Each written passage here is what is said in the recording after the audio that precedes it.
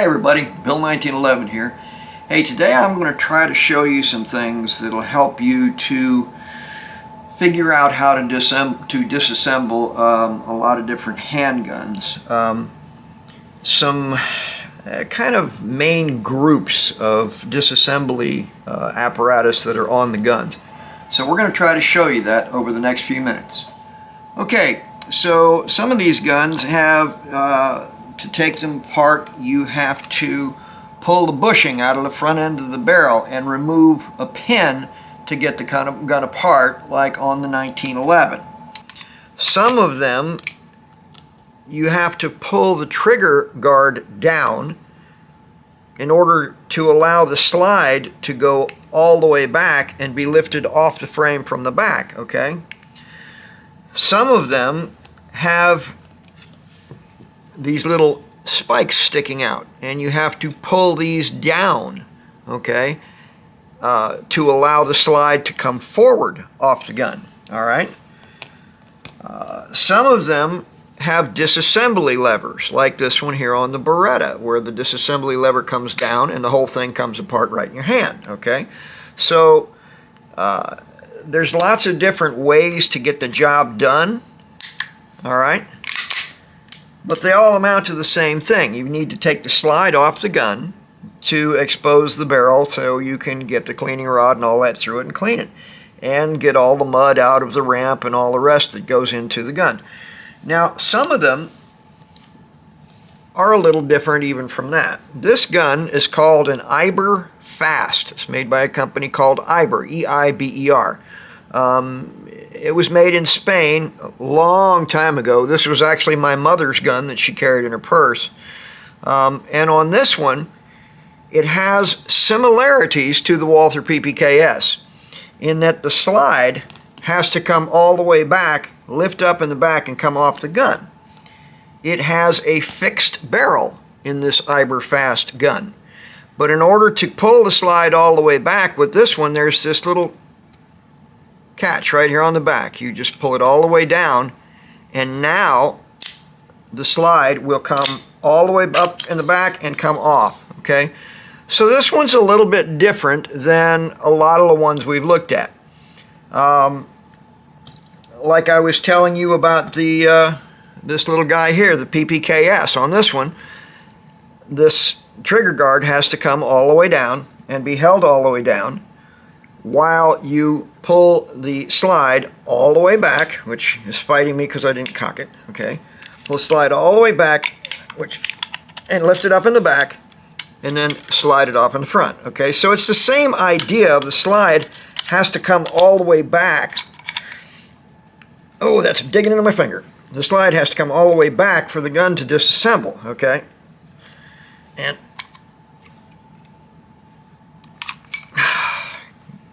once you get her back together, you're ready to go. The 1911, like I said, this is kind of a pull pin situation. In order to get this guy apart, you have to depress this button right here in the front, okay?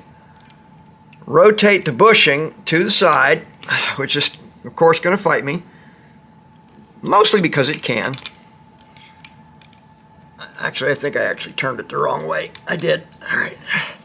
One way it'll go all the way around, the other way it won't. Okay, once you've got the pressure off the spring, that makes it a lot easier to manipulate the slide and put it in the right position. From there, this pin comes out the side, and the whole thing slides off the end. Okay, so you'll find commonality in different guns that come apart in similar ways. I recently did a video on a gun called an AMT Automag 2, okay? And with the Automag 2, it comes apart very similar to this one. The bushing rotates in the barrel, and you pull it apart pretty much in the same way. All right? All right, so I already showed you the Beretta. Okay, it comes apart pretty easy with that disassembly lever. I really like these guns with the disassembly levers because they do come apart so easily. They just almost fall apart in your hand. I really enjoy them. And there's a lot of guns that are made like that. Walther, the Springfield Bearcat, there's a bunch of them, okay? This type is my least favorite because, frankly speaking, I have a hard time sometimes getting a hold of both of those little pins that are sticking out on the side at the same time and pulling them all the way to the bottom. Sometimes it kind of drives me a little bit to distractions. I wish I had a better way to do it than with your hand. Unfortunately, I don't. So, I am going to try and I should show you this. All right. The slide has to come back just a little bit, okay, before you can pull this pin down. And once it's down, then everything slides off the front, okay? So it comes apart pretty easy after that, all right? This is called a Beretta PX4 Storm. It's a good gun. It's 40 caliber, shoots pretty well. I like the gun, I just don't like the way it comes apart. I wish Beretta would have stuck with the disassembly lever like on this one. I really like these. But I'm not Beretta Incorporated, so I don't get a voice in that matter at all. Now, once you get it back together, you're all set. Here we go. So, I hope that helps a little bit on showing you that even though they're different, a lot of guns will have certain commonalities, like the way the slide comes all the way back and then lifts up. These have fixed barrels in them. None of these other guns have fixed barrels. Okay, these three do not. So they come apart a little differently, usually with some sort of a locking lever or something along those lines. Okay, so that was just a little added information for you. But right now, we're going to go ahead and clean up this guy right here. So I'm going to put on my rubber gloves, and I'll be right back. Hey everybody, Bill 1911 here. Hey listen, if you're watching this video, if you're enjoying it, don't forget to hit that subscribe button, okay? That's really important to us. And make sure you like us, and by all means, come to visit us at askbill1911.com. Okay, so I know I've shown you before on these types with the fixed barrels that quite often there is a right way you can put the spring on the barrel and a wrong way, okay? This particular one, it does not matter. The spring will go on either way and work just fine. But this is actually kind of a rarity. Most of these fixed barrel guns, one end of the spring is tight and fits very snugly down the barrel, so this end stays almost fixed on the barrel, and the other end is loose and it'll slide on and off. So this one's kind of an exception in that. It's a little aluminum frame gun. The slide is not stainless steel. It is chrome plated, which is fine. I mean, it's not a big problem. But as chrome gets old, quite often you'll see rust start to peek through in little places here and there. And this is no exception. It's got the same little situation to it. But this gun it wasn't a great gun. It certainly was not an expensive gun. It was fairly inexpensive. But it works very well. It shoots, it's 32 auto, so it doesn't have a lot of punch, but it does the job. You know, it's a good little lady's handbag gun. All right. For me, like a lot of these small guns, I only end up being able to get 2 fingers on the gun, which makes it too small for my hand. But that's just because I have monster mitts and it gives me a little bit of a fit on that. Something with a little more handle to it, now that fits my hand pretty well, okay, that 1911, okay? And I'm right at the very bottom of this darn frame on this thing, okay? But the Walther PPK S, okay? Again, it's just too small for my hand. Good gun, very, very well made gun. It's just too small for me. All right, so let's get to cleaning on this puppy. As you can see, it's particularly filthy. I don't know why it didn't get cleaned the last time it got put away, but it didn't. And that we can blame on me. I probably meant to do it and forgot. Which, yeah, if you think about it, that's a good reason why you should clean it when you get home from the range, or even if you're at the range. But just get it over with. So you don't forget it and put it in the safe, and there it sits. Alright, so like all of these, we're just going to do our best to just clean it up, get most of the mud off. Okay, not a difficult process, just get to her.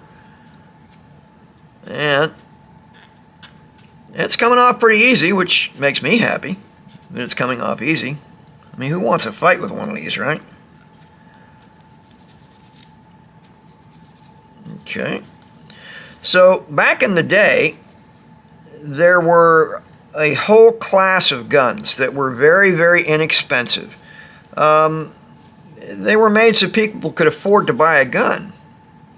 But one of the things that happened was that the criminal element tended to like those guns because they were inexpensive, and if they had to do something criminal and drop the thing on the ground and run away, they weren't out a lot of money. So unfortunately, that was one of the things that was happening with them. So these guys ended up getting a name tagged to them called a Saturday Night Special.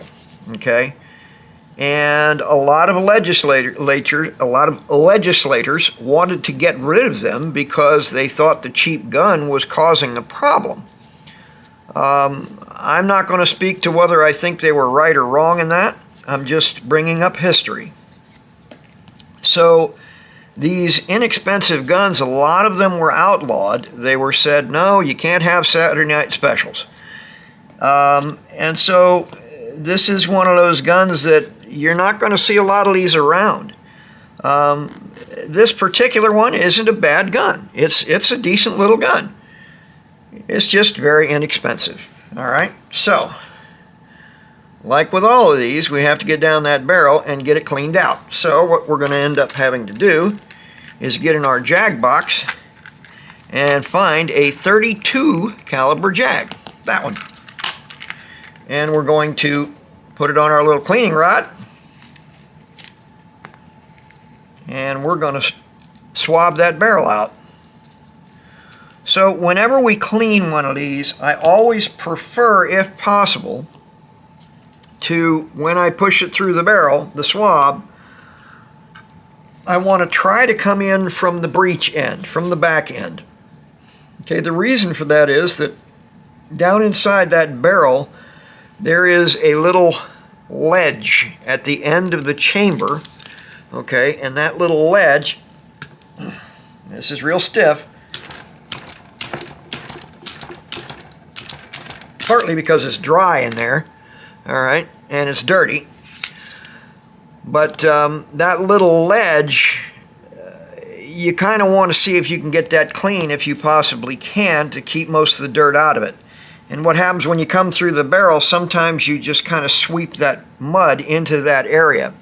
The other thing is that your crown of your barrel, right around here on the front end of it, okay, it's kind of sensitive to a cleaning rod being banged up against it when you're trying to clean it. So it's a little harder on the muzzle. Now, if you have one of these little cones on the end of here, what you can do as you're cleaning is, once you get your jag started into the barrel, you wedge that cone into place, and that's going to keep you from slamming that rod into the crown of the barrel and tearing up the rifling. So if you can't get through the barrel on the breech end, which quite often is the case, you just can't get to it, then there's no problem with going in from the other end. I mean, it really isn't a big deal. And as you can see, that time it went through the barrel much easier. Once we got that dry powder cake out of it, it worked pretty good. So I think we're going to run this jag through here a couple more times with a dry patch, and I think we'll probably be in pretty good shape. So let's see how we come out. We're going to inspect it in just a minute, and I'll show you a little trick for that that makes it a little easier, okay, to inspect your barrel. One way to inspect the barrel is to look straight through the barrel, which you can do on this gun. Some guns you can't. Some guns you don't really have a choice.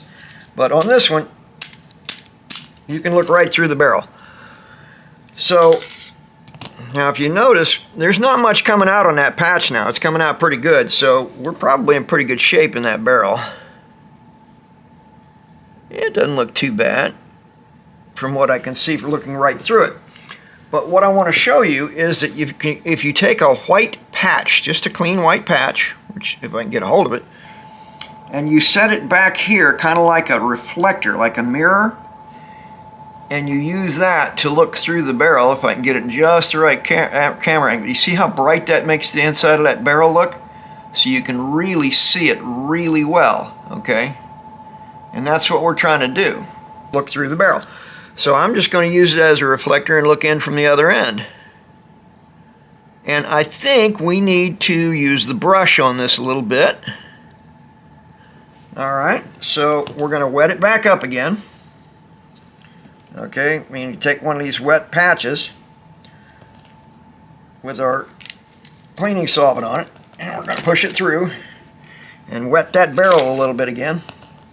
And then we're going to get our bore brush, and we're going to brush our bore.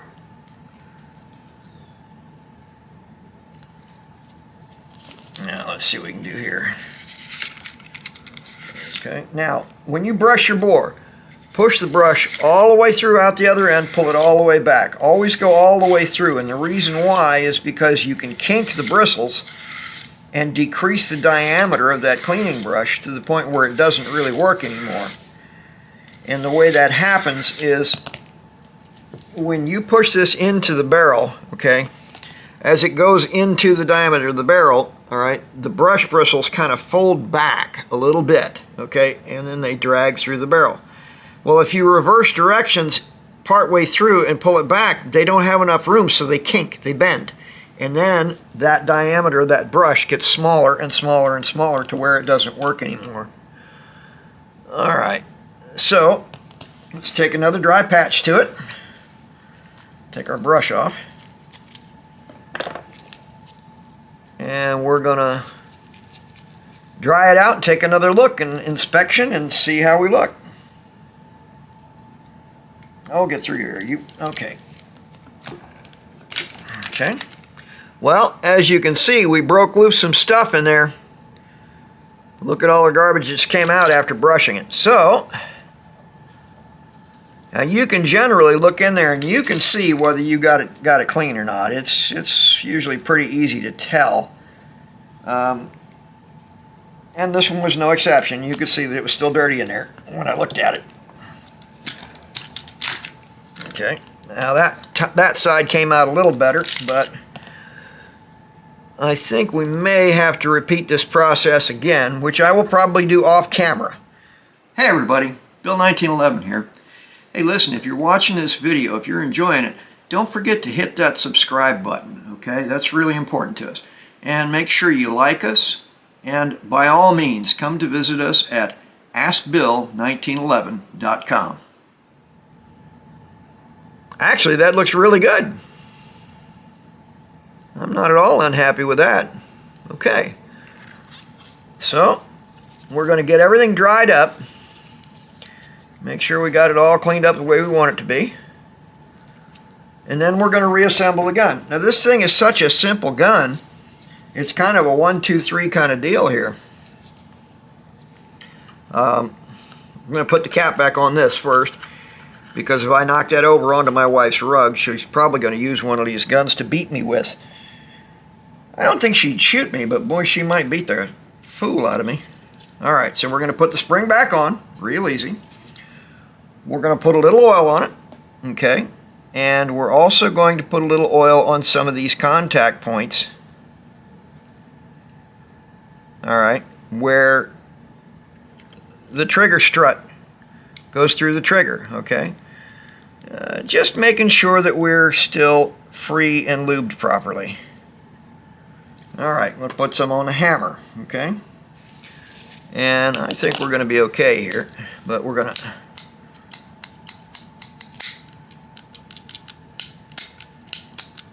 Now I'm going to show you something in a minute about this particular gun. Now this one was considered to be a Saturday night special. but that doesn't mean that the gun is unsafe. And I'm going to show you some of the safety features that this particular gun had that I personally like pretty well. Now again, put it back together. We're going to just do the inverse operation, how we took it apart. See if I can do this, show you without having my big hands in the way. Okay, we're going to make sure that that latch is all the way down. Okay, we're going to pull that slide all the way back. If I can do it, I'll still show you. That's the hard part, showing you. All the way back, push it down, and when it goes forward, okay, now we're going to push the locking pin back up. And now the slide can't come back far enough to be lifted up, and it's locked back in place. Okay, now this is what I wanted to show you on this gun. Okay, this gun, let me get my pointer out here, makes it a lot easier. This gun has, right back here on the back, this is the firing pin, and it is a floating firing pin. You can see it moves, and it doesn't have a spring on it, okay? You see it move back and forth. Oh, come out there, you. Well, if I shake it a little bit, it drops right back. Its weight should bring it back, but yeah, there it goes. Okay, you can see it moving there. All right. Now, you would think that if that's a floating firing pin, all you'd have to do is shove that hammer forward and it would go off, right? But that's the thing, that hammer is locked. It won't go forward unless you're holding the trigger all the way to the rear. If you hold the trigger all the way to the rear, yeah, then the hammer can go all the way up. Okay, it will move. But if that trigger's not, it ain't moving. It's locked. And that's a good safety feature. That's going to keep you from dropping this thing on the hammer and having it go off. So, although it's a cheap gun, it isn't fundamentally an unsafe one. It's actually a pretty decent made little gun. It's okay. It has a discrete safety on it. Now that safety is not quite as strong as I'd like for it to be. It's a little sloppy, but it's not bad. It works, okay? So there you go. There is your Eiber Fast. It's a cute little gun.